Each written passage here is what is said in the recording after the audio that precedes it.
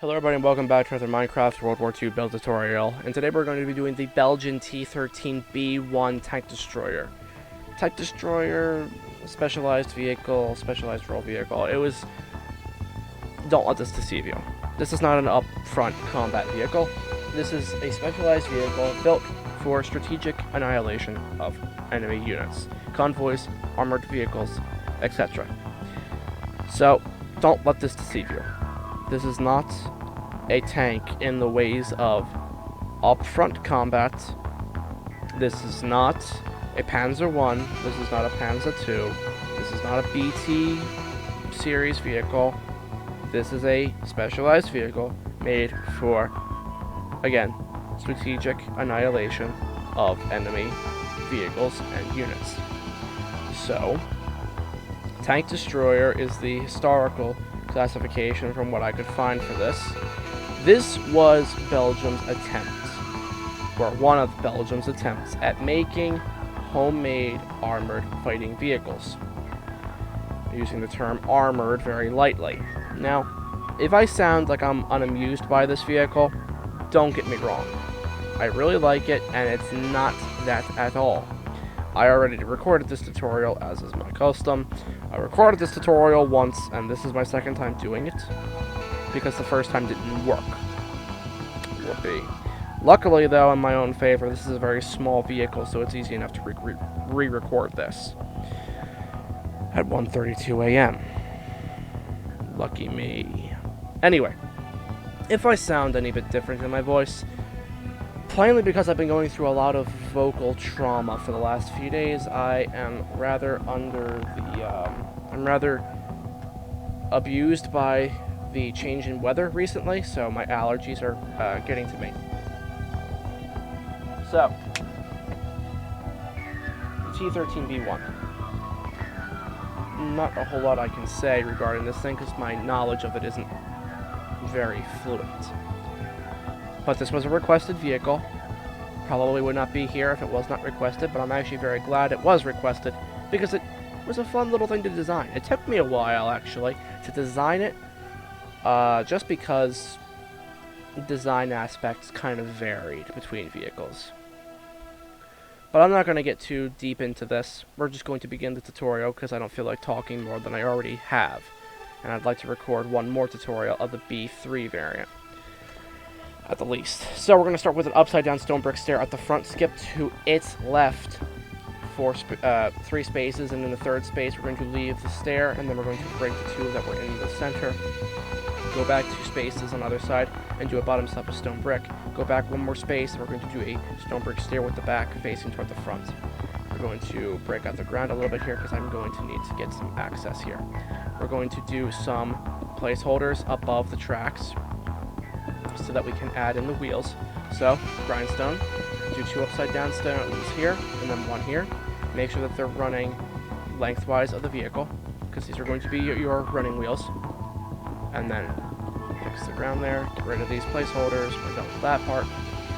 We need spruce slabs, so if I take this, the spruce slabs are going to start here, where the first wheel is, and we're going to run it back till the tracks end. And then we're just going to break this slab and replace it with a dark oak slab. Next, we need to do a top place dark oak trapdoor here and here, and then off of them we're going to do a dark oak sign, dark oak fence gates in between, and then open them inward toward the vehicle. Then I want my item frames, and I want my polished granite. Do the item frames on the wheels, and then 1 on the rear stair here, because with the way that the suspension works, there's 4 wheels, and the last one is tucked very close into the rear of the suspension. There's no rear idler wheel or sprocket wheel. No, everything, like I'm pretty sure the sprocket wheel is up the front, and the idler wheel at the rear, so to speak, so-called idler wheel, is on the same level as the road wheels. So no difference in height. It's tucked right into the back curve of the suspension, so that's why this is here.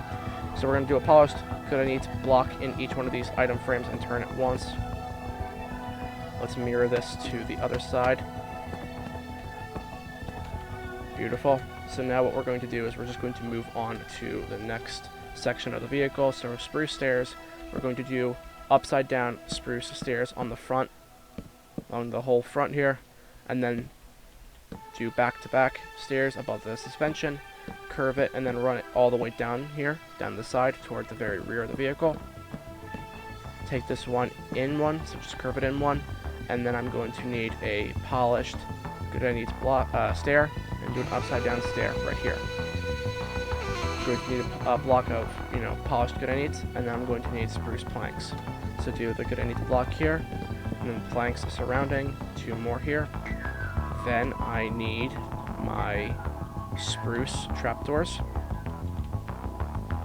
Do 2 here. Fold them up so that it separates the 2 intersections of the vehicle. I need my dark oak signs again. We're going to run them all the way down the side of the vehicle from this second stair that goes above the suspension.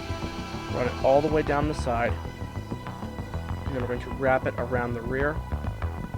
And then I know I have a license plate right there, so 1139. So we're going to break this.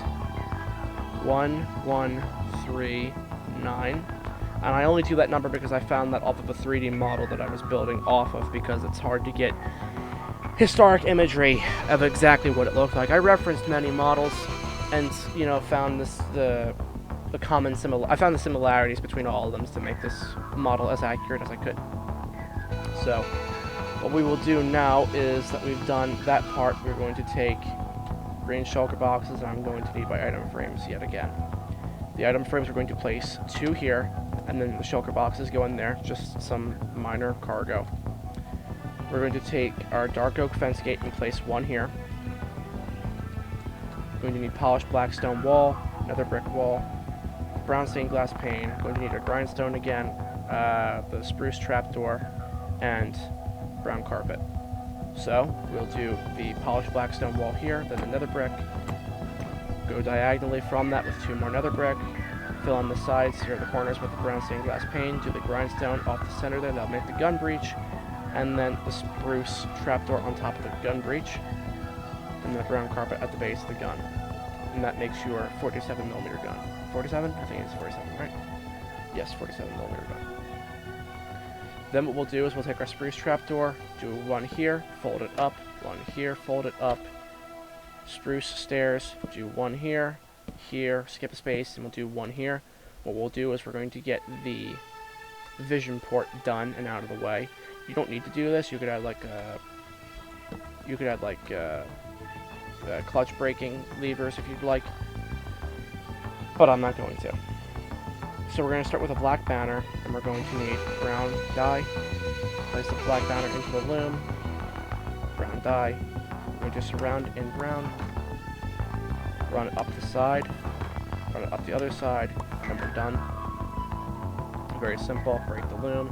Place the banner in here. Grab our polished good needs stair and place it right there. That makes your driver's viewport. We're going to need spruce pressure plates, dark oak pressure plates, polished blackstone pressure plates. Do the blackstone here, 3 of them. Do the dark oak here, 2 of them. Do the 4 along the front of spruce. We're going to grab tripwire hooks. We're going to do 2 tripwire hooks here on the inside of the shielding. Grab polished blackstone button. We're going to need yellow stained glass panes, and we're going to need our item frames yet again. Place the item frame on the trapdoor. Place the button on the trapdoor, and then inside the item frame itself, yellow stained glass pane. That makes a pretty convincing Belgian roundel. Mimic this to the other side. Beautiful. And there you have your roundels done. We're going to do item frames here off the front of the vehicle, and we're going to grab some sea lanterns and place a sea lantern in each of these item frames, and that'll make your headlights. then I just need, I think this is the final touch, we just need the dark oak sign, and place the dark oak sign right here as the backrest for the driver. And I think that's it. It would appear to be done now. So, just to explain this briefly, because we are done, but I want to explain this. So, for those of you who are unfamiliar with the T-13, which I'm sure is a fair many of you, how this actually worked. So you see, as you can see here, the gun is fixed toward the rear, but it's not actually fixed. It does have 360-degree traverse. Well, what the heck? You've got armor here, so how can it possibly traverse 360 degrees? Well, the thing was, the T-13 B1 and B2, the reason we don't have a B2 here and just 1 and 3, is because B2 wasn't too different from B1. How it functioned is, so say here, in line with that trapdoor, all the way to the front of the stair here, if you just sort of cut this part off from the rest of the stair, this would fold down as a separate armor plate. Same for this side, it would fold down off the side of the vehicle, and then the whole rest of the armor shield would fold forward and just rest on the front of the vehicle here. That way, the gun would be able to traverse all the way around. Now, this armor's a bit too thick relative to what it really was. This is more accurate to the thickness of the armor, if anything. So this won't really do it justice of thickness, but it's there. So that's how this would work, and it would give the gun an ability to traverse 360 degrees and fire wherever it needed it to be. Issue was it compromised crew safety, so that was probably the biggest issue, and that's why the Belgians moved on from this design rather swiftly. But all of that being said, I hope you all enjoyed this tutorial. If there's anything you'd like to see, please leave a comment in the comments section for any vehicle that you'd like to see me build. I always respond to the requests, so don't be worried about leaving a request. And I don't really care. The more requests I have, the more work I can do, and the more ideas I'm given. I'm not always on time with the requests. As probably many of you know, I am very sluggish with my upload schedule, and sometimes it takes me forever to get requests done. My system of requests is more or less that requests give me ideas. I don't precisely prioritize requests, because as long as I try to do this in a way that makes me enjoy it. As long as I enjoy what I'm doing, I have not a problem doing this. When I get requests, what you're doing is giving me ideas. However, that does not mean I don't try to actively push people's requests to the front. As this here, the T-13 B1 and the B3, which I'm about to record after this, are both requests. And I have been trying to keep up with people's requests, but at the same rate I try to upload requests, I get 2 to 3 more. And that's also in no short thanks to one of my friends. Yeah, Link, I'm looking at you. You in the Discord server. You know what you did.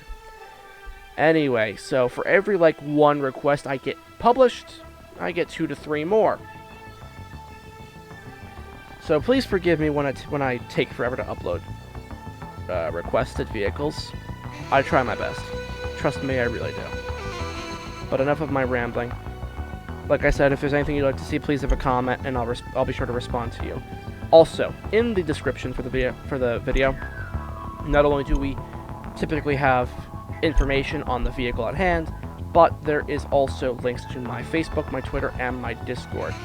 No one goes to my Facebook or my Twitter, so I don't even know why I still have them. I keep saying I'm probably going to shut them down, yet I have yet to do that. So, those are there, but also there's the Discord, which I highly recommend anyone with a Discord account, you please come join, come hang out with me. I'm always there whenever anyone else is. I'm willing to talk with you people, I'm willing to get to know you people, I'm willing to get to socialize with you. And I love talking with my viewers and getting to meet different people from even different parts of the world. I love getting to know my viewers. So, and there you can also leave your requests where they're more upfront for me to see and more easy for me to keep track of. But all that being said, enough of my ceaseless rambling. It's 1:45 and I have one more tutorial to do, so I love you all. God take care of you all. And stay safe. And I'll catch you next time.